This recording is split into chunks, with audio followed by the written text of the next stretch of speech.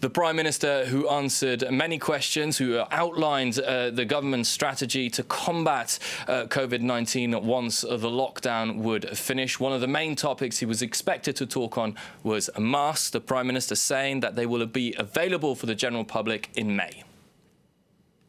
Yes, this was one of the very practical, very concrete issues the French were hoping to hear from him about. And he did say that there would be enough masks as of May the 11th. May the 11th is, of course, the date that was announced where the lockdown would be loosened. And so he said, we've ramped up production here in France. We're importing masks, and we'll make sure those who need it will get them, of course, but all the French people who feel they need it will be able to get one. And so, first of all, France has to get enough masks into the country and also be able to distribute them in an orderly way. And this will be a key challenge in the weeks to come, because as the Prime Minister explained, the mask will be mandatory, for instance, if you use the subway, if you use a taxi, or even in schools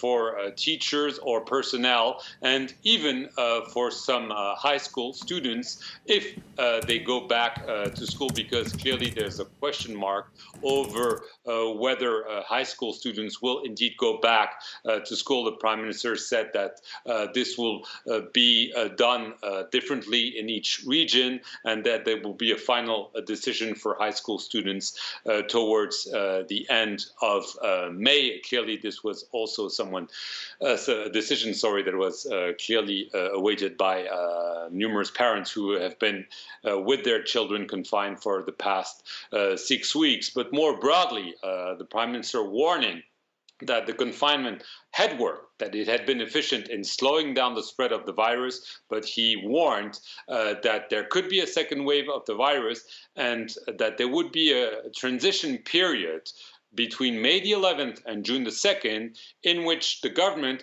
will examine what is happening in terms of the virus. If there is a bigger spread of the virus during this period, there might be a possibility that the lockdown could be reestablished or not fully lifted. So clearly, the government acting very carefully. It has been caught red-handed, essentially, in terms of not having enough masks, of not being able to test enough French people, and it wants to make sure that it doesn't commit mistake, because obviously this will be carefully monitored by the French. They don't really trust the government. They're a bit disappointed about its past action. So this is why the Prime Minister is walking a very fine line in ensuring the French that everything is being done to carefully lift this lockdown that's obviously very demanding.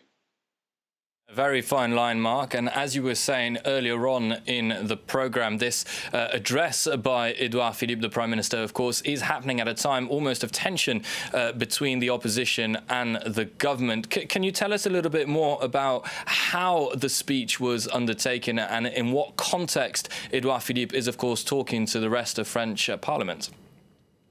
Well, obviously, this takes place in a very strange period. As you've seen on those images, the National Assembly normally has 577 MPs, and only 75 were there for the sanitary reasons we've all been mentioning about social distancing, and most of the MPs have been watching at home, and most of them will be voting from home, because there was a decision by the government to present this plan. After Edouard Philippe wraps up his speech, there'll be a debate. The leaders of each group will speak, and then there'll be a vote. What the opposition is not happy about is this rush, essentially, to present a plan, quickly discuss it, and quickly vote it by tonight.